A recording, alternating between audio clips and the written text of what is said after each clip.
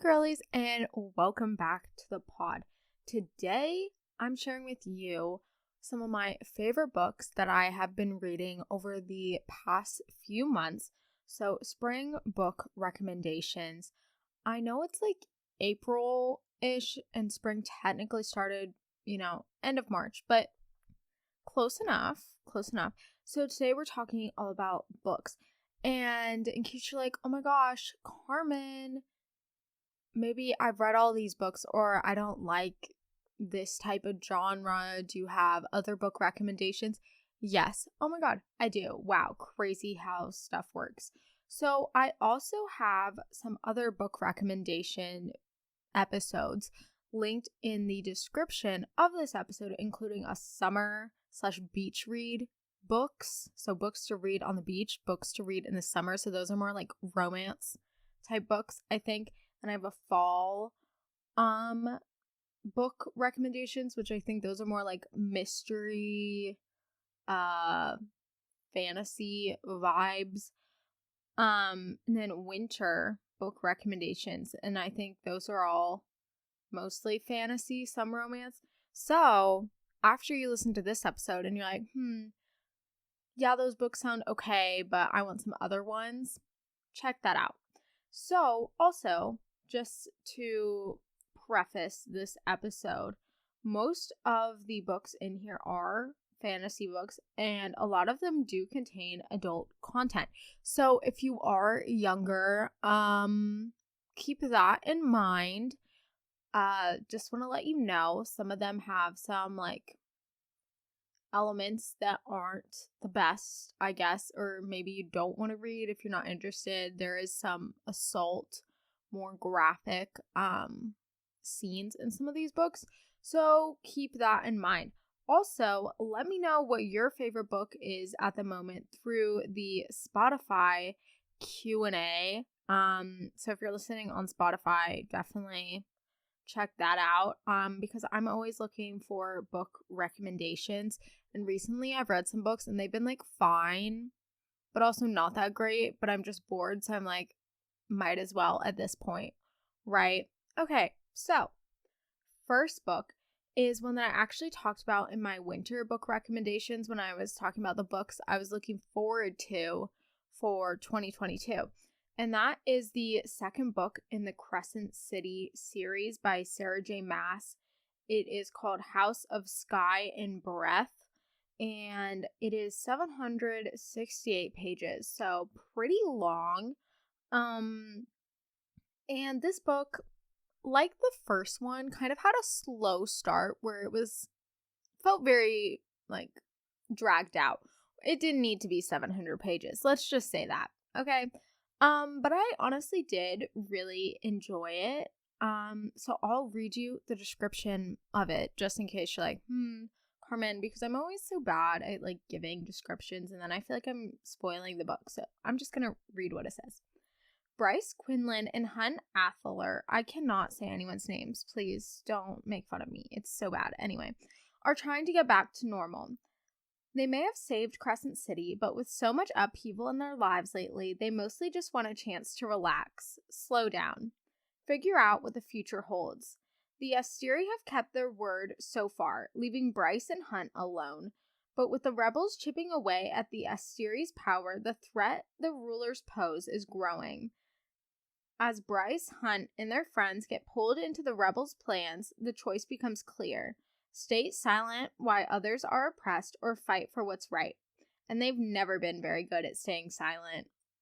Wow. Yay. Okay. So pretty much giving rebellion vibes.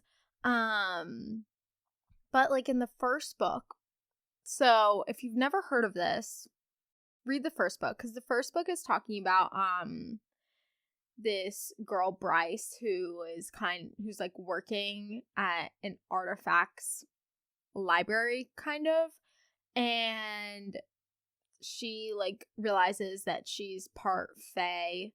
This is like not spoiling it, but and then she somehow gets into contact with like this fallen angel Hunt, and they like quote unquote try to save the world, whatever.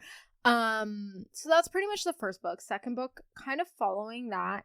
And it ended on a cliffhanger where it actually ends by crossing over with another one of her books. Yeah. So the entire book, I was like, this is fine. It's decent. And then I got to the end and I was like, are you joking? Are you literally kidding me? At the end, wow. It was a lot. The middle, I was like, this is boring. I don't need to read this. But it is so worth it for the end. If you like Sarah J. Maas and you like her other books, especially if you've read her other series, hint, hint, there is a crossover. It's like those Disney crossover episodes, but it's like with a book. And the characters in a book. So, not trying to spoil anything, but if you're like, do I read it? Do I not read it? Read it. It was pretty good. Decent. The end, fire. Really good. 10 out of 10. Okay. The next book that I read recently, I'm actually like in the middle of the series, and that's the Plated Prisoner series by Raven Kennedy. And the first book is called Guild. And so a few months ago, I had heard about this series and I was like, oh, okay, that sounds interesting. It's like a King Midas retelling. I was like, okay, that could be cool. And I accidentally ended up buying the book Gilded on my Kindle instead of Guild. And the whole time I was like, when is this going to talk about King Midas? Like, what is going on? And then I realized, oh, okay, Carmen, I got the wrong book. But I am talking about Gilded later because that book was actually pretty good. But Guild.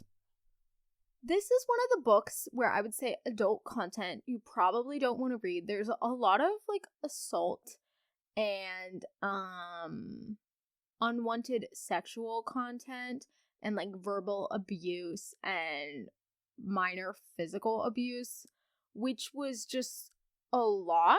And I was sitting there, I was like, oh, okay. But it is really interesting. At times I'm like, this is really cheesy.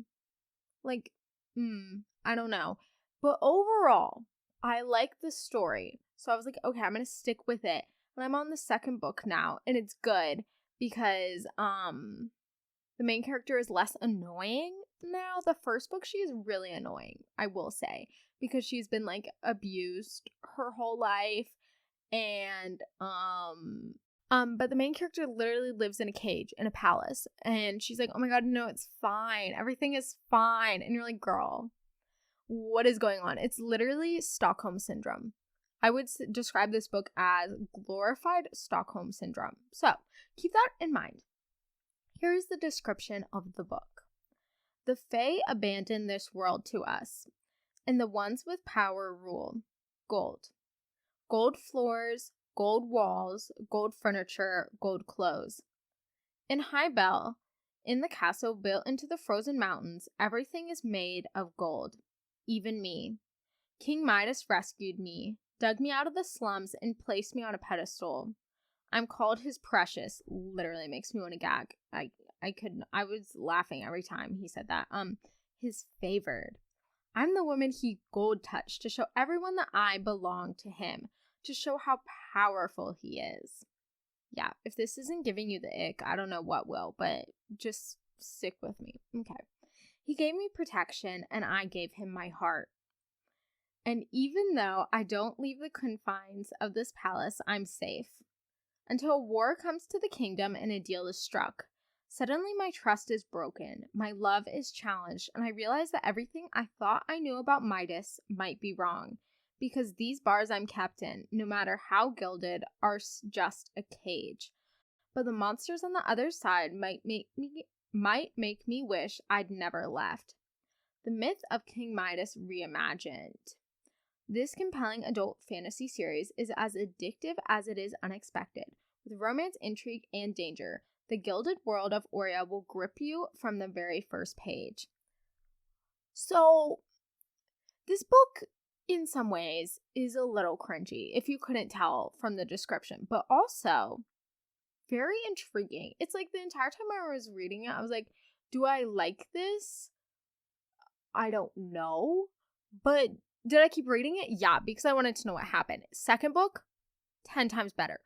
This first book, She's annoying. She's all like, oh my god, Midas, no, it's okay. Literally abuse me. It's fine. Keep me in a cage. I know you love me.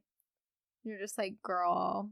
It's really sad too because she has like an aggressively horrible backstory, which why I don't know. The author was really just attacking this poor girl. But anyway, Guild, pretty good. A little strange. I started reading it and it was like girl in cage, and I was like, oh, okay. The first chapter is like, the opening scene is very graphic, so keep that in mind. This book is also 393 pages, so it's kind of short. So if you're like, sounds interesting but also horrible at the same time, maybe I'll check it out. Check it out. Why not? But I am reading the second book right now, and as I said, much better. Much better. Because I kept seeing this on TikTok, and I was like, oh, okay, if it's on TikTok, it must be good. Which, no one should ever believe that, because so many times, books or people will show books on TikTok and be like, this book is so good. I'm obsessed with this book. I would die for this book. And then you read it and you're like, that's it. That was horrible. That was genuinely, I've read like 6 other books exactly like that with the exact same plot. You know? So this one, it wasn't like as great as I expected, but also wasn't horrible. And I do think the second book is pretty good. So, and then you're like, Carmen, why are you recommending a book that is like, eh? Well, that's because overall I did like it. Just looking back on it, I'm like, why did I like this? Because it just sounds like really just horrible. But it is good. It is good. So, there you go. Next book, probably my most favorite book that I have read in the past few months. And this book is, it has fairies, it has romance, it has the mate thing, which is a little weird and makes me slightly uncomfortable. But this book does have it, and I think it did it in a really good way. And it is called What Lies Beyond the Veil by Harper L. Woods, and it is 420 pages. And it's really interesting because it also kind of incorporates religion and what it's like to grow up with an oppressive religion, an oppressive culture, a culture that doesn't value women. And Guild was also kind of like that, just because the main character in that book is only valued for one thing, and that's like her body, and not valued for anything else. And so this book is kind of like that, but then she meets someone. Oh my god, how crazy does that work? Okay, here you go. Once we'd worshipped them as gods. For nearly 400 years, the veil has protected us from the Fae of Alfmere. In their absence, our lives have shifted from decadence and sin to survival and virtue under the guidance of the new gods. I spent my entire life tending to the gardens next to the boundary between our worlds, drawn to the shimmering magic like a moth to the flame. Then we died on their swords. All of that changes the day the veil shatters, unleashing the Fae upon our world once again. The magic of fairy marks those of us they mean to take, but the mist guard protecting Nothric, again, I cannot pronounce anything, so also, why do they make every fantasy name or place so hard to pronounce? Anyway, will kill us all before they let the Fae have us. There's no choice but to flee everything I've ever known, not if I want to live to see my 21st birthday as a free woman. Now they'll claim what's theirs. But before they capture me, Colum, I don't know. Colum, we'll go with Colum, saves me from the wild hunt. Fae-marked and on the run, he is able to fight back in ways I only dream of. Oh my gosh, he's so dreamy. From tentative alliance to an all-consuming passion, our bond strengthens as the Fae close in and evil lurks even nearer. With my life on the line, he is everything I shouldn't dare to want and a distraction I can't afford. I can't seem to stay away, not even with something greater on the line, my heart. Oh my god, this book is so good. It is the perfection of trashy romance with a plot. And it's very Sarah J. Maas in ways, but in the best possible way. Okay. And honestly, this book, very good. Also, so pretty much it's about this main girl. She's, poor farmer girl, because why can't we have a character, everyone has to be like, have a horrific backstory and then suddenly finds, like charming prince boy, whatever. Anyway, whole other discussion. But farmer girl, sad, poor. And her world is separated from the Fae world with a literal veil. Like, imagine a curtain in a theater. Pretty much that. It's like a little shimmering veil, and you're not supposed to touch it, and you can't cross it. And every year, someone is sacrificed to it. And one year, that was her father. And anyway, veil shatters.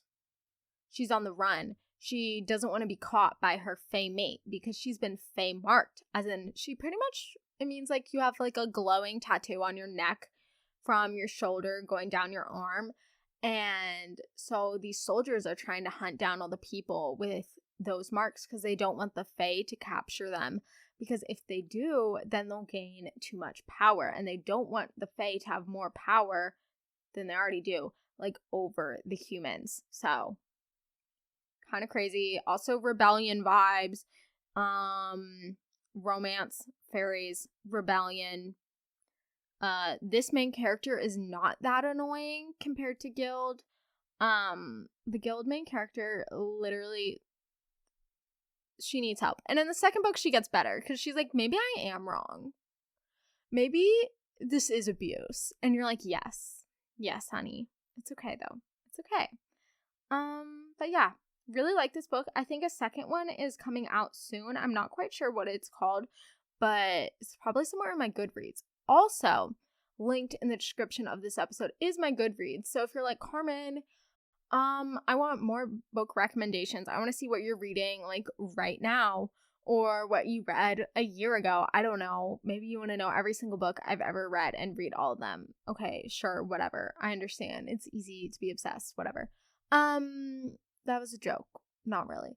But, so my Goodreads is linked down below. So you can follow me on there. And I think if you just follow me, it'll show you. Or you can just, maybe you can just look. You don't have to follow me. I don't know.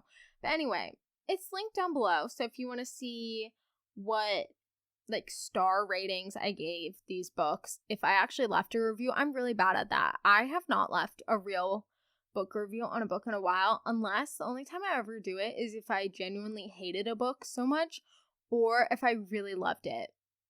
And a lot of the books I've been reading, I'm like, oh my gosh, this is really good, or okay, this is fine. And I'm also just really lazy and don't leave book reviews.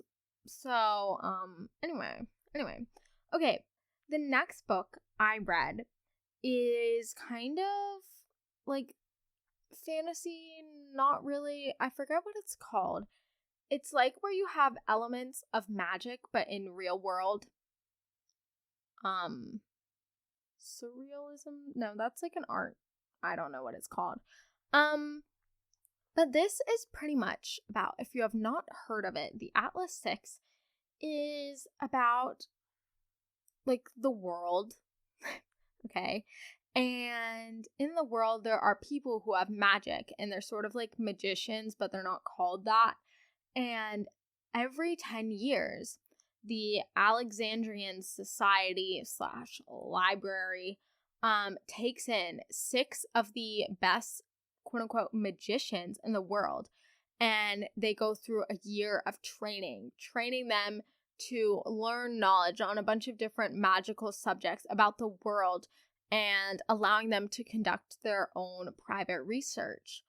And so it's pretty much following that and following those 6 magicians, and it's kind of like uncovering the corruptness in a way of a secret society, which is interesting. And then also it has like magic, which is fun. There really isn't any romance, kind of mystery in a way. But honestly, I really liked it. And I think there's also another book coming out soon, maybe. But here you go. Here's the description. Also, this entire book, not gonna lie, this book was genuinely hard for me to read because I always read like really easy books. Books probably that are not written the best. This book was written really well, and so it was kind of hard for me to read. Anyway, the Alexandrian Society, caretakers of lost knowledge from the greatest civilizations of antiquity, are the foremost secret society of magical academics in the world. Those who earn a place among the Alexandrians will secure a life of wealth, power, and prestige beyond their wildest dreams, and each decade, only the 6 most uniquely talented magicians are selected to be considered for initiation. Enter the latest round of 6. Libby Rhodes and Nico de Verona, unwilling halves of an unfathomable whole, who exert uncanny control over every element of physicality. Rena Mori, a naturalist who can intuit the language of life itself. Parissa Kamali, a telepath who can traverse the depths of the subconscious, navigating worlds inside the human mind. Colum Nova, an empath easily mistaken for a manipulative illusionist who can influence the intimate workings of a person's inner self. Finally, there is Tristan Kane, who can see through illusions to a new structure of reality, an ability so rare that neither he nor his peers can fully grasp its implications. When the candidates are recruited by the mysterious Atlas Blakely, they are told that they will have 1 year to qualify for initiation, during which time they will be permitted preliminary access to the Society's archives and judged based on their contributions to various subjects of impossibility: time and space, luck and thought, life and death. 5, they are told, will be initiated. 1 will be eliminated. The 6 potential initiates will fight to survive the next year of their lives, and if they can prove themselves to be the best among their rivals, most of them will. Most of them. Ooh, kind of ominous. This book. Wow. So it is from, like, it ends up being 8 different perspectives at times. Which was kind of a lot, but also I think it was done really well. And each of the characters, has a good diversity range. So if that is important to you in a book, this book has that. It does have a very diverse set of main characters, which is really interesting. A lot of people of color, and each person is very different. It's really interesting to see how they work together, and also the inner workings of like a secret society, and why they were all chosen in the first place, which is kind of revealed at the end. And it's very unexpected. I thought I knew what was happening the entire time. I was like, okay, here's what's gonna happen. And see, that did happen. And then I was like, oh my gosh, I'm so smart. And then it was like, actually, psych, no. I was like, oh, okay. It's one of those books where you think you have it, you think you can fully grasp and understand what's happening, and then something unexpected happens. There's a shift in the plot. There's a shift in the actual narrative, which was really interesting. And like I said earlier, I think, I believe there is a second book coming out soon, and this book is around 480 pages. So medium length-ish, and I really enjoyed it. For me, it was like kind of hard to read just because some of the language was big, but also maybe that's because I'm special. I'm sure there's like some 10-year-old out there who reads at a much higher level than me, which great for you. I used to be able to read at like a college level when I was like in 5th grade. Not anymore. That's fine. But But yeah, I really enjoyed this book. Very interesting. I think there's another book. I can't remember who wrote it. Maybe the woman who wrote The Six of Crows. Maybe that's about like a secret society at Yale or some Ivy League. I don't know what that's called, but I would assume this is kind of similar to that, except this is like a magical society, but it does have secret society vibes. But a lot of it, during the book, you're just waiting for something bad to happen because you can just kind of feel it. You know, there's that sense of foreboding, like, okay, something's bad is about to happen. What's going on? But I feel like this book would be a really good movie or TV show. So it's one of those, it's like kind of fast paced, lots of different interesting characters. So if you're into that, recommend. Okay. The next book that I want to talk about is one that I mentioned briefly earlier, and that was when I was talking about Guild. This is Gilded by Marissa Meyer, aka the book I accidentally bought when I thought I was getting Guild. And you know, this ended up being a happy surprise. It is 512 pages, and Marissa Meyer is an author that I like and someone that I used to read a lot of when I was in middle school, I think. So this book is probably like meant for people who are younger than me, but whatever. And it is a fairy tale retelling of Rumpelstiltskin. So if you don't know Rumpelstiltskin, that story is pretty much about like spinning straw into gold. If you ever watched the show Once Upon a Time, I feel like this is for a very niche audience, but I used to be obsessed with Once Upon a Time. Okay, Rumpelstiltskin is in Once Upon a Time, and Once Upon a Time is pretty much just like a town where it's like mashup of a bunch of different fairy tale creatures and people and different storylines.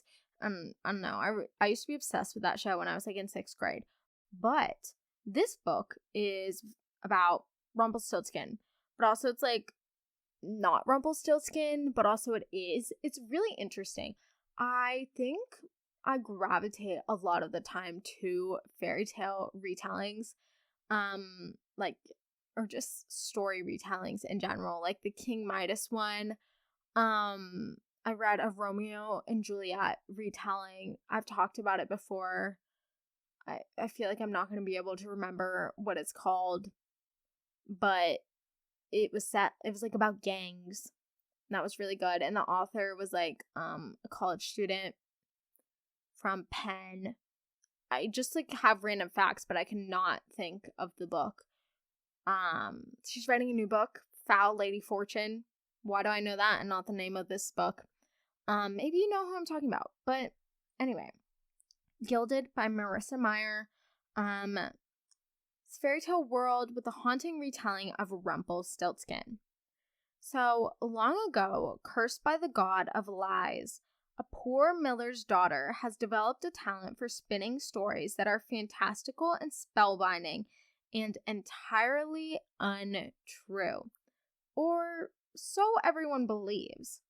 When one of Serilda's outlandish tales draws the attention of the sinister Earl King and his undead hunters, she finds herself swept away into a grim world where ghouls and phantoms prowl the earth and hollow-eyed ravens track her every move.